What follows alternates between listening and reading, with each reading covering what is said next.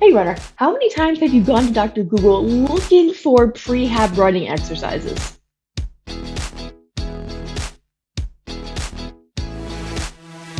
If you've ever done that, you were probably a little overwhelmed by the amount of links that came up. Maybe they were from blogs or YouTube videos like this.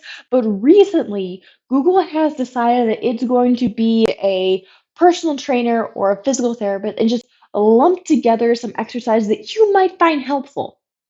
And while these are really good for getting ideas, let's talk about why I don't suggest using this pre made workout plan made by Google because you're not going to get what you're looking for. So I'm going to throw up the screenshot I took of like prehab running exercises that I plugged into Google, and this is what it said. Overall, it's not too bad. Let's talk about the high points and give Google a chance to give it some points, all right? It's focusing a lot on single leg strength, general leg strength, specifically looking at glutes and hamstrings. It's got some exercises that focus on balance, which are all really important for runners. Like, just look at the sheer number of squat exercises on there. There's a little confusion between squat and back squat. I'm assuming it's just talking about holding the weight in various positions. Then it's talking about single leg squats and split squats. So we kind of start moving into that single leg direction. However, how many of you can do a single leg squat or a pistol squat? I know I've been working on it and I still have a hard time. So I don't want you to feel that just because Google threw it up there, you have to be able to do it. Something else that Google does get right is it emphasizes the need for runners to work on their hamstrings, okay? Because we've got a single leg deadlift, we've got a Romanian deadlift, which really they just mean both legs doing a deadlift, and then a leg curl, which is on a machine. I don't love those, don't worry about them. But honestly, when it comes to the pros for Google, it kind of ends there. Let's talk about where Google didn't do so great. So, first off, it just throws you a bunch of leg exercises. And I don't want you to assume that these exercises are a workout plan in and of themselves because it does not give you reps or sets. It doesn't tell you how many days a week you're doing it. And I guarantee if you try to do all of these exercises in one workout, you're going to have a hard time running the next day, never mind walking or going up and down the stairs.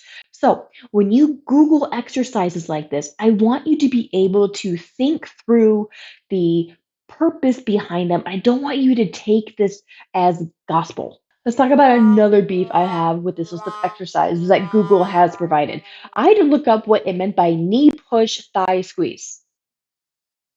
After I did some creative Googling myself, I figured out it was talking about something we call in the physical therapy world a long arc quad.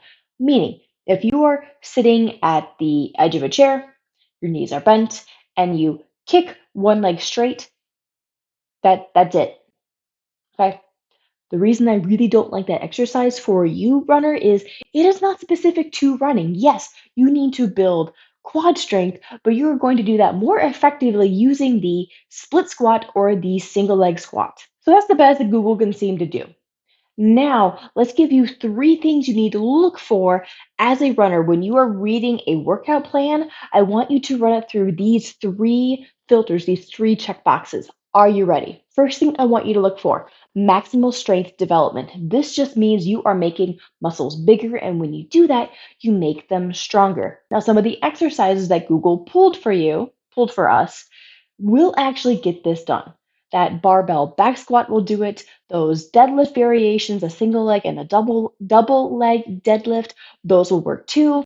A Bulgarian split squat, which it mentioned. So those exercises really weren't so bad. They do address this one checkbox you need as a runner, but it ends there. The second box you need to check when you are looking at a training program for yourself as a runner is explosive strength development. What this means is you are developing quick, fast, powerful movements.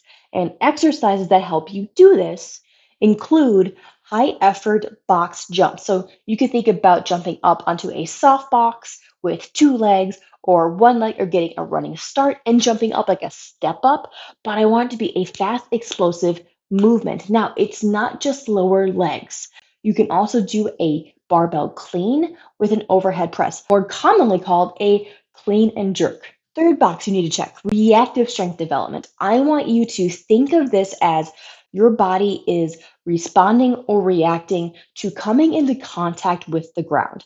Now, these exercises will help you understand that definition. Exercises that will help you develop reactive strength include jumping, so like pogo jumps where you're jumping over a yard line, maybe with both feet or just one foot, hurdle hops, any kind of jumping over the hurdle, running over a hurdle, and explosive step ups. Now, the most important part about this reactive strength development is when you combine the reactive strength and the explosive strength, these are what help you run faster because you are teaching your body how to move quickly, how to generate that power, and then how to accept that power back. Because if you create an explosive movement, you jump into the air, that's not the hard part. The hard part is coming back down because gravity is going to pull you into the ground and you have to be able to accept the load of your own body weight coming back into contact with the ground through the force of gravity.